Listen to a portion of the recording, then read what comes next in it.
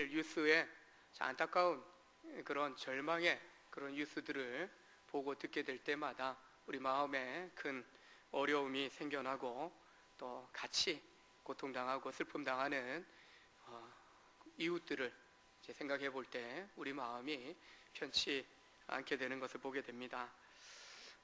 참 좋지 않은 일들도 있는가 하면 또 강추위에 더 우리의 마음과 몸이 굳어지게 하는 그런 한 주간이었습니다. 추위가 너무 기승을 부리니까 교회 안에도 곳곳에 얼어붙고 터지고 하는 일들이 생겨납니다. 제가 오고 가장 추운 이 겨울을 보내고 있는 것 같습니다. 그러면서 이 광추위에도 따뜻하게 또 몸과 마음을 녹여주는 또 훈훈한 또 믿음의 가족들이 있기 때문에 우리가 서로 위로 격려하면서 소망 중에 다시 일어나게 되는 줄로 믿습니다. 살아가면서 뭔가 붙잡고 있지 않으면 불안합니다. 불안해요. 버스를 타고 그리고 지하철을 타고 이동하는가 하는데 그냥 잘 버티는 분도 있어요. 지하철은 좀 이해 가는데 버스에서는 결코 잡지 않으면 서 있지 못하죠. 우리가 이동 간에 지하철이나 버스를 이용할 때 뭔가를 붙잡아야 되기도 하지만 인생을 가는 길에 뭔가 우리가 꽉 의지할 만한 거 붙잡지 않으면 불안한 거죠. 그래서 이 세상 살아가면서 우리가 무엇이든지 붙잡을 수 있는 거 있으면 기회가 되는 대로 붙잡으려고 힘쓰는 것을 보게 됩니다. 그러나 우리가 잘 잡아야 되죠. 괜히 엉뚱한 거 잘못 잡으면 큰 낭패를 보게 됩니다. 우리나라 전래 동화 중에 헨딩과 달림 그 이야기 잘 아시죠? 깊은 산골에 어머니와 오누이가 살고 있다가 어느 날 일하러 나갔던 어머니가 돌아오던 길에 호랑이에게 잡아먹히고 그 호랑이가 이 자녀들까지 잡아먹으려고 어머니인 척하고 와서 똑똑똑똑 놓고 합니다. 의심스러웠지만 이 오누이가 어머니 기다리다가 반가운 마음에 의심의 마음 내려놓고 활짝 열어주자 엉 하고 달려들어 잡아먹으려고 합니다. 재빠르게 뒷문으로 빠져나가서 뒷마당에 있는 큰 나무에 올라갑니다. 아무리 애를 써도 호랑이가 올라가지 못하자 안 잡아먹을 테니까 어떻게 올라가는지 알려달라고 합니다. 동생이 이야기합니다. 참기름 바르면 잘 올라갈 수 있다고. 참기름 바르고 호랑이가 올라가려고 합니다. 더 미끄러지죠. 그러나 키득키득키득 동생이 웃다가 에이 바보, 도끼 가지고 찍으면서 올라가면 올라갈 수 있는데, 그러자 호랑이가 그 얘기 듣고 도끼 가지고 찍으면서 올라갑니다. 갑자기 불안해진 오누이가 기도합니다. 하나님, 우리에게 새 동아줄을 내려주셔서 우리를 구해주세요. 정말 하늘에서 새 동아줄이 내려옵니다. 그걸 타고 올라갑니다. 호랑이도 흉내냅니다. 하나님, 저 호랑이에게도 동아줄 주세요. 동아줄이 내려옵니다. 그 동아줄을 잡고 오누이를 잡으려고 쫓아 올라갑니다. 근데 한참 올라가다가 호랑이의 잡은 동아줄이 뚝 끊어져 버립니다. 왜 그렇습니까? 그 동아줄은 새 동아줄이 아니라 썩은 동아줄이었던 거죠. 호랑이는 죽고 오누이는 하늘에 해가 되고 달이 되었다라는 그런 우리 전래동화 이야기입니다. 우리 인생에도 동아줄 같은 뭔가 하나를 붙잡으면서 살아갑니다. 이게 내 인생의 소망이야 라고 그 동아줄을 하나 붙잡고 놓지 않으려고 해요. 내 평생에 이것만큼은 내가 결코 놓지 않고 끝까지 내가 붙잡고 가리라. 이것만 잡으면, 이것만 할 수 있으면은 내 소원이 없겠다라는 그런 소망을 가지고 살아갑니다. 돈이든 사람이든 돈 잡으면 사람 붙을 거고 사람 붙잡으면 돈이 붙을 것 같은 그런 심정으로 우리가 소망을 돈이나 사람에게 두고 살아갑니다. 그러나 결국은 그것을 다 잡지 못합니다. 돈도 잡았다가 놔야 되고 사람도 함께 하다가 떠나보내야 되는 그런 인생을 살아갑니다. 돈이든 사람이든 이 세상에 있는 모든 것들이 결국에는 다 이루어지게 되어 있고 썩은 동아줄과 같은 그런 허탈감에 빠질 때가 온다는 것이죠. 인생의 말년에 대부분의 사람들이 참으로 이 세상을 향하여 붙잡고 살아왔던 사람들이 인생 허무함에 대해서 이야기합니다. 솔로몬 왕이 전도서에서 고백합니다. 헛되고 헛되며 헛되고 헛되도다. 다 누려보고 다 잡아보았지만 하나님 외에 다른 것들이 다 헛되더라. 인생 무상에 대해서 그가 고백하지 않았습니까? 세상의 것들은 잠시 잡을 수 있지만 영원한 것들이 없고 영원한 만족감을 우리에게 주지는 못한다라는 것입니다. 이 땅에 있는 것은 영원하지 않기 때문입니다. 성도로서 우리는 세상에 소망을 두고 살아서는 안 되고 오늘 말씀처럼 하늘에 간직된 산 소망을 붙잡아야 합니다. 예수 믿고 거듭나서 새 생명을 얻은 성도는 이제 산 소망을 가지고 살아가는 그런 인생으로 거듭난 줄로 믿으시길 바랍니다. 소망 없이 살아가던 지나온 세월에 대해서 집착하거나 허탈해하고 또 후회하는 것이 아니라 앞으로 살아갈, 앞으로 내게 주어질 그 거룩한 소망을 품고 우리가 한 걸음 한 걸음 믿음으로 살아가야 할 것입니다. 결코 변하지 않는 영원한 것을 붙잡고 우리가 살아갈 때 이 땅에서의 나그네 인생도 우리가 만족함을 얻게 된다는 것입니다. 베드로 사도는 이 베드로 전후서를 통해서 고난 가운데 박해 가운데 정말 믿음 생활 때문에 쫓겨다니는 그런 삶을 안정되지 않고 불안한 그런 삶을 살아가던 그런 성도들을 향해서 위로와 격려의 메시지를 주고 있는 것입니다. 무엇보다도 예수 그리스도를 통해서 우리 가운데 나타내신 하나님께서 부어주신 그 산 소망을 붙잡으라고 그렇게 이야기하는 것입니다. 늘 평안하고 늘 기쁘거나 만족할 수는 없는 인생길입니다. 어렵고 힘들고 또한 내가 감당하기 힘든 그런 큰 절망에 우리가 직면하기도 합니다. 계속되어지는 그런 재해 때문에 또 내가 당하진 않았어도 우리 주변의 이웃들이 그런 재해 가운데 또 먼 친척들이 그런 아픔을 당한다라고 할 때 들려오는 뉴스를 볼 때마다 왜 그럴까? 때로는 정치 탓을 해보기도 하고 또한 그 건물을 만든 사람들, 관리자들을 탓해보기도 하지만 결국에는 우리 마음에 너무나 고통이 다가오는 그런 일들이 떠나지 않는 것을 보게 됩니다. 그런 상황 속에서 우리도 내가 당하진 않았어도 언젠가 우리에게도 그런 위기가 닥쳐오지 않을까, 문제가 발생하지 않을까, 그런 두려움 때문에 절망할 수 있는 거죠.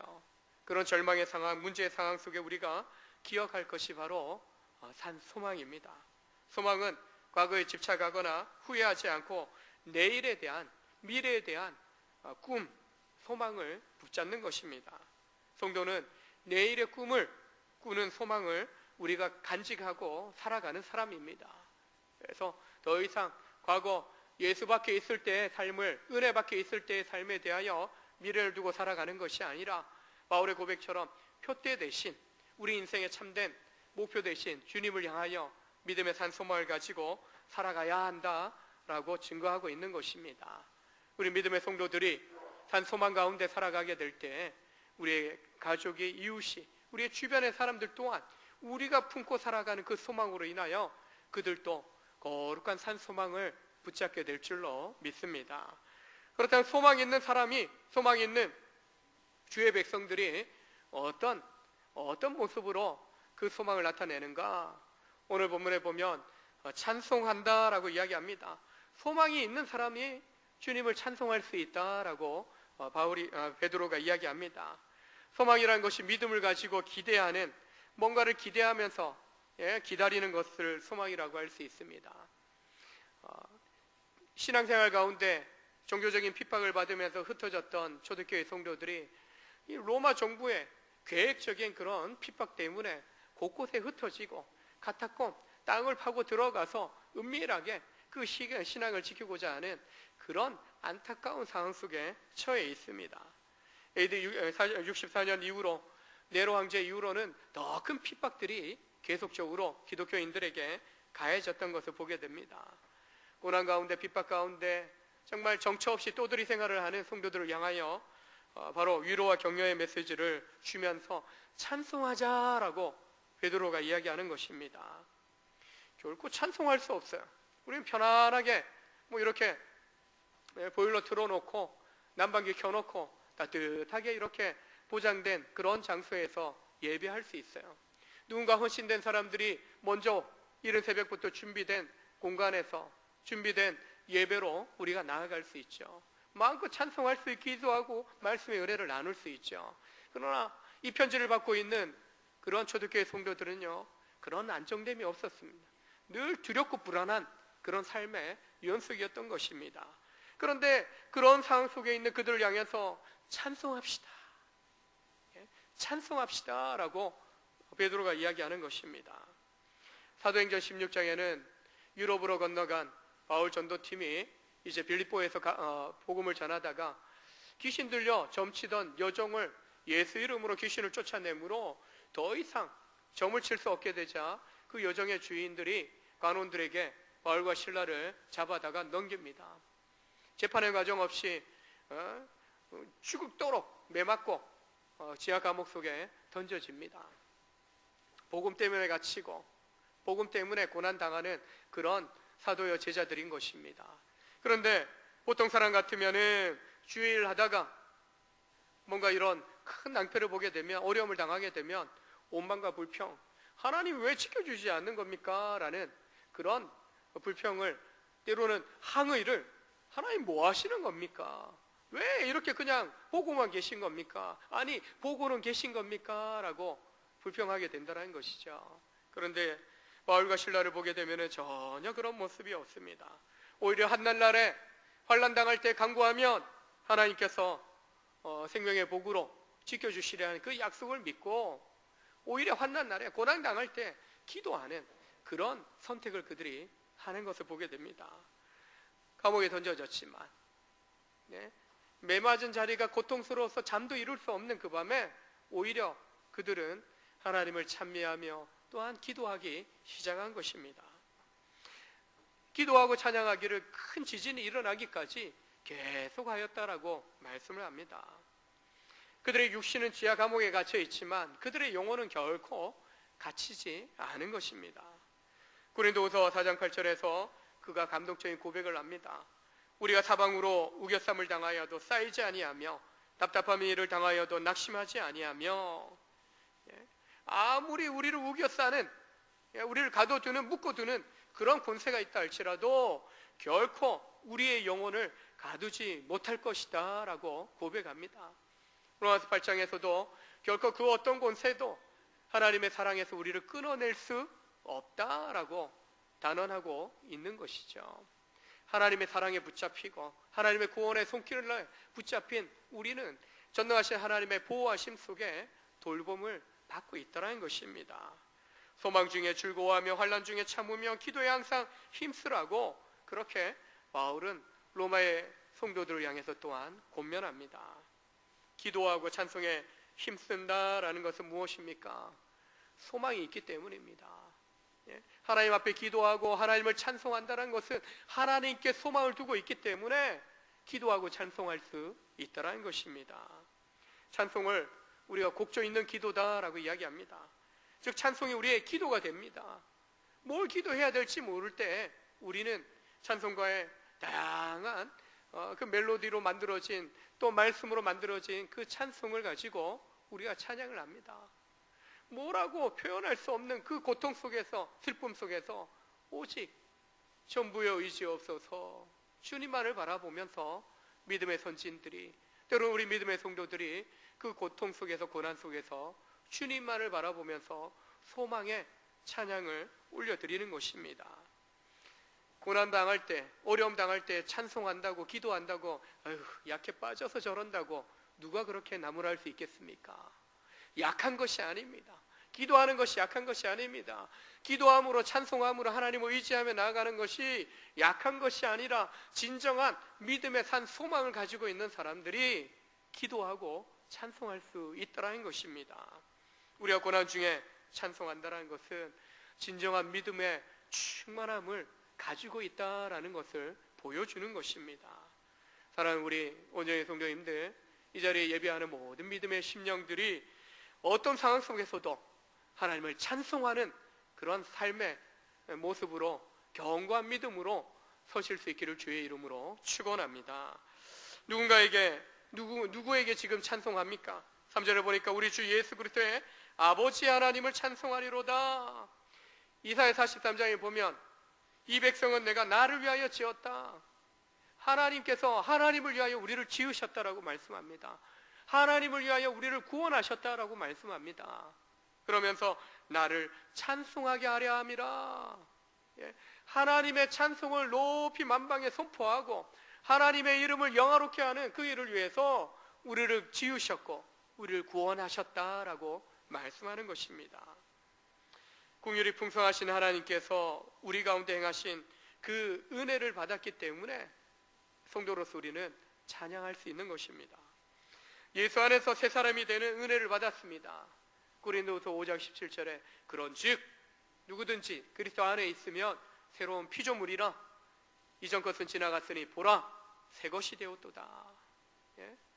여러분과 제가 예수 안에서요 거듭나서 새 생명, 새 사람이 되었다라고 바로 성경은 분명하게 사도를 통해서 인정해 주고 있는 것입니다.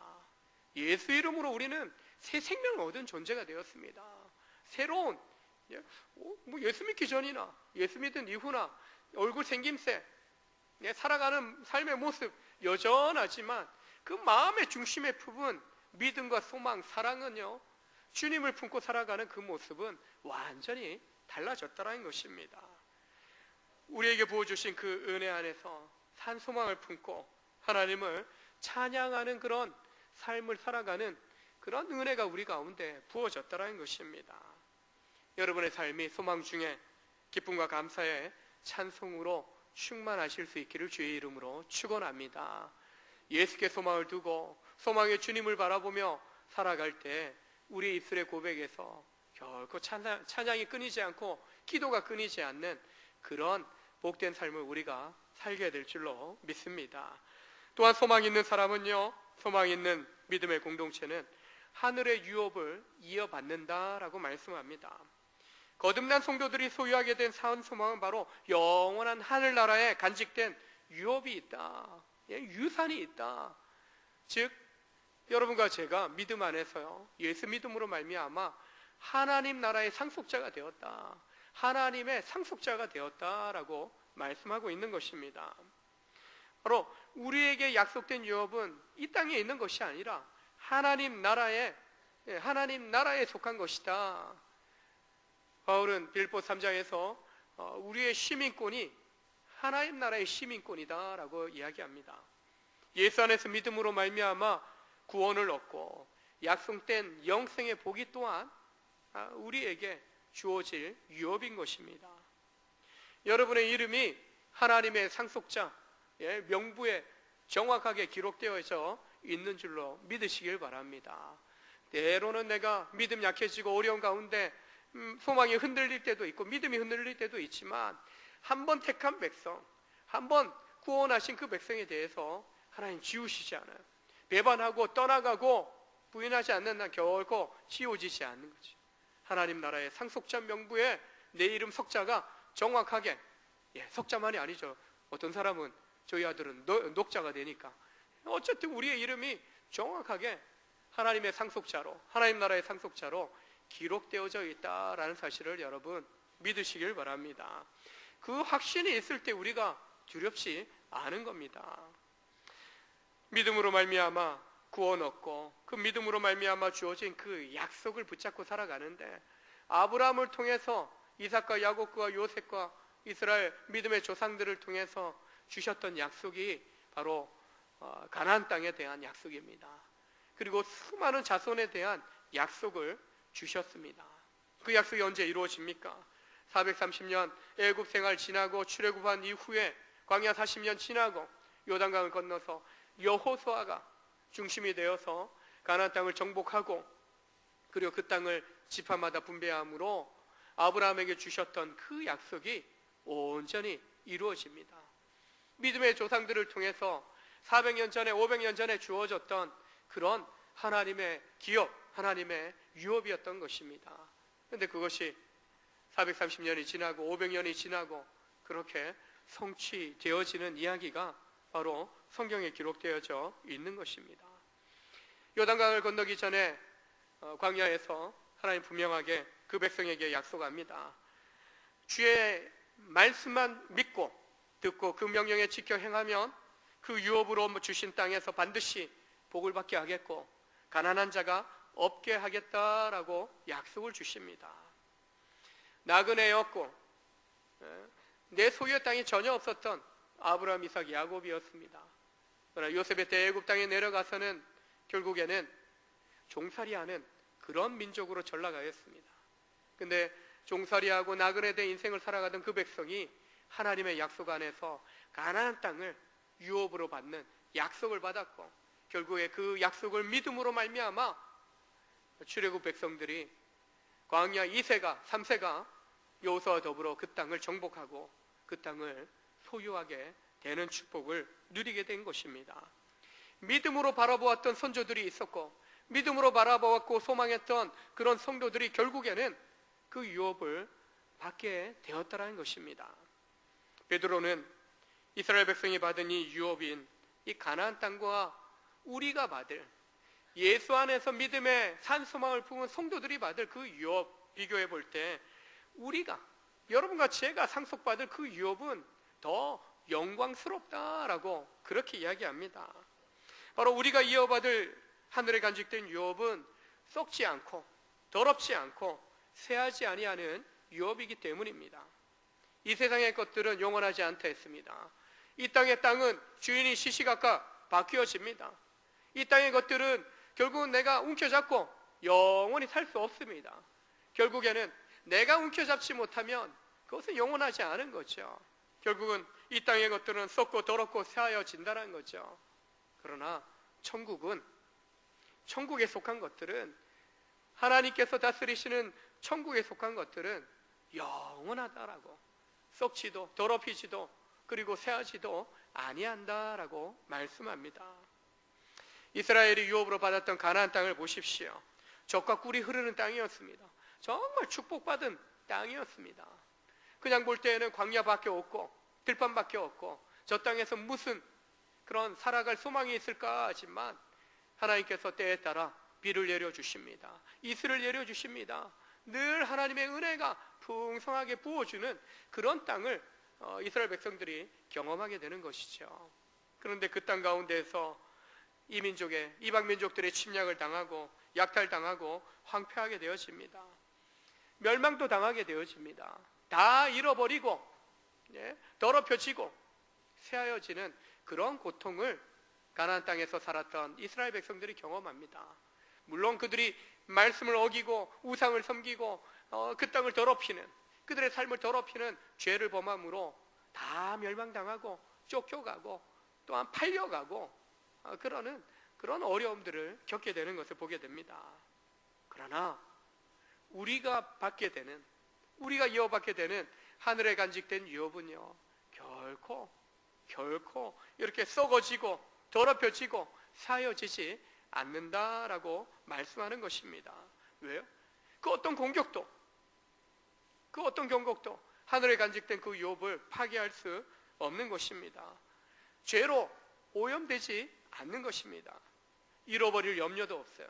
이 땅에 있는 것은 내가 아무리 움켜잡아도 누가 강제로 빼앗아가면 날 죽이고 빼앗아가면 빼앗기는 거죠. 평안도 빼앗겨가요. 물질도 빼앗겨갑니다. 기쁨도 빼앗겨갑니다. 그러나 하늘에 간직된 우리가 하나님 나라의 상속자로서 우리가 소유하게 될 그 유업은요 결코 빼앗기지도 썩어지지도 더럽혀지지도 쇠하지도 멸망당하지도 않게 된다는 것입니다. 그래서 우리가 하늘의 산 소망을 가지고 살아간다라고 할 때 두렵지 않은 겁니다. 세상의 것 다 빼앗겨도 이것만큼은 내가 빼앗기지 않는다.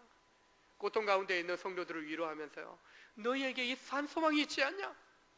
고통 가운데 있고 쫓겨다니는 인생이지만 그래도 하늘에 영원한 산 소망을 믿음 가운데 우리가 품고 있지 않냐? 그 소망이 있기 때문에 찬송하고 그 소망이 있기 때문에 하늘에 간직된 영원한 유업을 우리가 상속하게 될 것이다 라고 베드로 사도가 위로의 메시지를 또 격려의 메시지를 주고 있는 것입니다. 지금은 희미해요. 언제까지 쫓겨다니면서 그거 붙잡고 살아갑니까? 희미해요. 보이지 않아요. 그래서 간혹 보면은 디모데후서에서도 떠나가는 사람이 있어요. 배교하는 사람들이 생기기도 했어요. 왜요? 안 보이니까. 안 보이니까. 언제까지? 우리는 이 땅에서 그것을 누리려고 합니다. 그러나 이 땅의 것들은 그 영원한 산소망이 될 수 없는 것입니다. 그러나 지금은 희미하지만 마침내 영원히 소유하게 될 그 하늘에 간직된 유업 결코 놓지 않고 꽉 붙잡기를 베드로 사도는 초대교회 성도들을 향해서 또 이 말씀을 대하는 우리를 향해서 꽉 붙잡으라고, 결코 놓아서는 안 된다라고 우리에게 도전하고 있는 것입니다. 세상의 사람들은 이 땅의 것을 붙잡으려고 계속해서 싸움을 합니다. 온 마음과 열정을 쏟아서 이 땅에 있는 것들을 붙잡고 살아갑니다. 그것이 출세의 길을 열어줍니다. 돈의 부유함을, 물질의 부유함을 또한 누리게도 해줄 것 같습니다. 명예도 주고 권력도 주고 그 속에서 참된 안락함도 줄 것이라 믿고 거기에 소망을 두고 살아갑니다. 그러나 영원하지 않은 그것들, 결국에는 바뀌어지고 변화될 그것들은 다 이루어지고 사라지게 되어지는 것입니다. 무엇에 소망을 두고 살아갑니까? 어디에 소망을 두고 여러분 살고 계십니까? 성경은 분명하게 우리에게 말씀합니다. 소망 있는 사람은, 거룩한 산소망을 품은 성도는 하늘에 간직된 유업을 상속할 자로서 그 유업을 바라보면서 살아가노라고 말씀합니다. 성도들을 위한 유업이 하늘에 간직되어져 있다라고 약속합니다. 그 영원한 것을 우리가 소유하게 될 것이기 때문에, 이미 약속을 받았기 때문에 어려워도 힘들어도 고난 가운데 지쳐도 그것을 품고 있기 때문에 좌절하지 말라라고 이야기합니다. 꿈을 꾸는 사람이 그 꿈을 이루게 됩니다. 믿음으로 우리는 늘 아름다운 꿈을 좀 꿀 수 있어야 됩니다. 그 꿈이 바로 소망이 되기 때문입니다. 우리에겐 믿음이 있다라는 것은 믿음의 소망을 갖고 있는 것입니다. 우리가 하나님의 상속자로 부르심을 받았고 우리를 위해서 하늘에 간직된 유업이 있다라는 사실을 우리가 기억할 때 우리는 결코 과거 집착하는 인생이 아니라 미래의 소망을 가지고 내일에 대한 꿈을 가지고 우리가 살아가게 되는 것입니다. 우리에게 하늘에 간직된 유업이 우리에게 상속될 것을 믿음으로 말미암아 날마다 그 소망 중에 살아가실 수 있기를 주의 이름으로 축원합니다. 탈무드에 아버지와 아들의 그 유산과 관련된 한 예가 있습니다. 아들을 현명한 후계자로 세우기 위해서 유학을 보냈어요. 근데 아들 유학 보내고 난 이후에 아버지가 죽을 병에 걸리고 죽기 전에 결국에는 언제 올지 모르는 아들에게 남기는 유서를 쓰게 됩니다.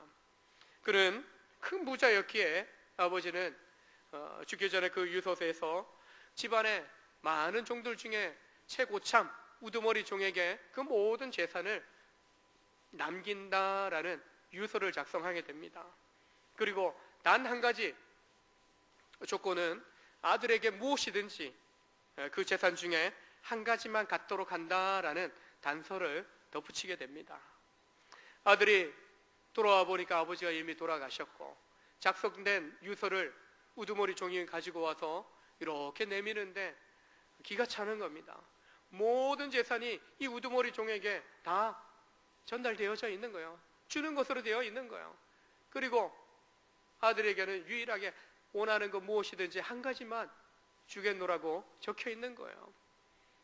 아무리 고민해봐도 아버지를 소원하게 한 일이 없는데 나에게 아버지가 왜 이렇게 처참한 유서를 받게 하는가라는 안타까운 마음을 가지고 랍비를 찾아갑니다. 이야기를 자초지종을 다 이야기하니까 랍비가 이야기합니다. 자네는 아버지 따라가려면 멀었어. 뭔 소린데요? 아버지가 제게 이럴 수 있습니까? 글쎄, 자네 아버지는 정말 잘하신 건데 자네가 그걸 이해하지 못하고 있네 라고 이야기합니다. 자네 같으면 어떻게 할 건가? 아들은 돌아올 기약이 없고 그리고 내가 죽으면 이 종들이 이 재산들 다 야금야금 다 손을 댈 텐데 어떻게 하면 안전하게 아들에게 이 재산을 물려줄까? 아버지가 고민하지 않았겠는가? 그 고민 끝에 우두머리 종에게 그 전 재산을 물려준 것에 그렇다면 그 종이 그 재산을 잘 관리할 거 아니겠냐? 아들이 이야기합니다. 그래서 고스란히 재산 다 잃어버린 거 아닙니까? 이 어리석은 친구야, 그래도 모르겠어? 자넨 무엇이든 한 가지 가질 수 있잖아. 뭘 가지면 되겠는가? 그 이야기에 정신이 번쩍 납니다. 그러면서 탄성을 지릅니다. 아, 그 우두머리 종을 내가 가지면 되겠네. 이 땅에서 여러분 살아가면서 물려받은 유산이 얼마 됩니까? 혹시 자녀에게 물려줄 재산이 있다면, 유산이 있다면 얼마나 됩니까? 자녀에게 무엇을 물려주기를 원하십니까? 탈무드의 이야기처럼 여러분 다른 것이 아니라 물론 지혜롭게 재산을 물려준 아버지의 이야기이기도 하지만 사랑하는 자녀들에게, 자손들에게 신앙의 아름다운 유산, 지혜를 물려줄 수 있기를 원합니다. 잠언 9장 10절에서 여호와를 경외하는 것이 지혜의 근본이요 거룩하신 자를 아는 것이 명철이라고 이야기합니다. 여호와를 경외하는 신앙을 물려줄 수 있어야겠습니다. 2박 3일 동안 중고등부 아이들이 비전 캠프에 다녀오면서 첫날 지나고 새벽 2시에 끝났다고 해요. 새벽 또한 아침 7시부터 또 기상이고 이틀 동안 서너 시간밖에 못 잔 아이들인데 첫 집회를 마치고 엄마한테 카톡 보내고 전화하고 하면서 이렇게 내가 그동안 왜 살아야 되는지 몰랐는데 말씀을 듣는 가운데 하나님 은혜를 경험하면서 앞으로 내가 뭐 하면서 살아야 될지, 어떤 꿈을 가지고 소망을 가지고 살아가야 될지 이제 알게 됐어요. 엄마 수련회 보내줘서 고마워요. 그 이야기 받는 카톡 받은 전화 받은 엄마가 감사 기도하는 거죠. 자녀들의 신앙을 위해서 정말 하나님 만나기를 간절히 소망하면서 기도했는데 수련회 보내놨더니 은혜 받은 거예요. 어떤 아이들 같은 경우에는 이제 소원하고 또 기도 작정을 하는데 오늘부터 3일간 금식하고 저 365일 한번 금식해 보겠습니다. 그렇게 또 이야기하는 애들도 있고 그렇게 자기들이 은혜 받은 것을 고백하고 그 믿음을 지키기 위해서 결단하는 그런 아이들의 고백을 듣게 됩니다. 이 땅에 살아가는 동안 이 세상에 소망을 두고 살아가는 사람들은 이 세상에 보이는 것들을 나도 잡을 뿐만 아니라 내가 찾고 있는 걸 그대로 바톤을 넘기듯이 자녀들에게, 자손들에게 그걸 물려주면 최고로 좋은 부모인 걸로 생각합니다. 그렇지 않아요. 썩어지고 사라질 것들을 넘겨줘봐야 결국에는 거저 받은 거 거저 다 탕진하게 되는 거죠. 그러나 하나님을 찾고 찾아서 만날 때 그 하나님과의 관계 속에서 얻은 거룩한 산소망은, 신앙의 유산은 빼앗기지 않는 거죠. 영원한 거죠.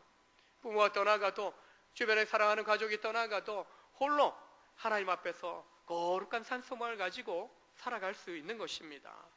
그렇게 또한 살아갈 수 있는 것은 5절에 보니까 우리가 하늘에 간직된 유업을 얻을 수 있도록 하나님께서 능력으로 보호해 주시겠다라고, 보호해 주고 계시다라고 말씀합니다.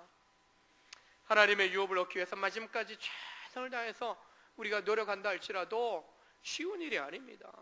공중의 권세 잡은 자 사단 마귀가 계속적으로 우리를 넘어뜨리려고 공격하고 있더라는 것입니다. 그러나 하나님께서 능력의 손길로 그 사단의 악한 자의 공격을 막아주시고 보호해 주신다라고 약속합니다. 믿음의 인생 여정을 가는 동안에 이 약속의 말씀을 붙잡기를 바랍니다. 하나님이 나를 지키시고 나를 보호해 주신다. 하나님 나라의 상속자로서 그 하늘에 간직된 그 유업을 받기까지, 성취하기까지 결코 내가 넘어지거나 죄악 가운데 쓰러지지 아니하도록 나를 보호해 주고 계신다라는 이 약속의 말씀을 기억하시길 바랍니다. 그럴 때 어떤 고난도, 어떤 시험도, 환난도 결코 우리를 넘어뜨릴 수 없고 오히려 믿음 가운데, 거룩한 산소문 가운데 더욱더 든든하게, 견고하게 세워지게 될 줄로 믿습니다. 찬송 중에 하나님의 능력이 임합니다. 찬송하라고, 기도하라고 사도가 외치고 있는 것입니다. 무엇입니까? 하나님의 임재 가운데, 하나님의 간절한 은혜 가운데 자꾸 나아가라는 것입니다. 계속적으로 나아가라는 것입니다. 은혜가 임하는 자리에, 하나님의 능력이 임하는 자리에 또한 하나님의 능력이 임할 수 있도록 구하고 찾고 두드리라는 것입니다. 더 이상 죄악 가운데 어둠 가운데 살아가면서 그 환경 속에서 두려움에 떨 것이 아니라 오직 성령의 능력이, 하나님의 권능이 찬송 중에, 기도 중에, 예배 가운데 우리 가운데 임하게 되는 줄로 믿으시길 바랍니다. 그래서 찬송하며 일어나시길 바랍니다. 기도하면서 일어나시길 바랍니다. 말씀을 읽고 묵상하고 말씀 가운데 순종하는 가운데 여러분 일어나시길 바랍니다. 소망이 있는 성도는요, 일어나서 찬송합니다. 하늘에 우리의 유업이 있기 때문에 저 하늘을 향하여 도전하면서 믿음으로 나아가는 것입니다. 우리에게 소망이 있는 겁니다. 이미 소망을 품고 있는 성도입니다. 더 이상 세상 속에서 절망하는 삶을 살아가는 것이 아니라 하나님의 긍휼하신 은혜를 경험하고 이미 우리 가운데 주어진 믿음의 산 소망을 품고 우리가 살아가게 될 때 그 소망을 품고 살아가니까 살아가는 우리의 눈빛이 다른 거죠. 삶의 고백이 다른 것이죠. 그래서 우리가 소망 중에 일어날 뿐만 아니라 일어나는 소망 가운데 살아가는 여러분을 통해서 여러분의 가족이, 이웃이, 직장의 동료들이, 정말 우리를 만나는 사람들이 절망에서 소망 가운데, 슬픔 가운데서 기쁨 가운데 일어나는 그런 소망을 주는 복된 성도요, 복된 우리 온정의 모든 교회 될 수 있도록 하나님께서 여러분 가운데 능력의 손길로 잡아주시고 그런 삶을 통하여 하나님께 영광 돌리는 여러분 되시길 주의 이름으로 축원합니다. 축원합니다. 하나님 아버지 감사함을 드립니다. 세상 바라보면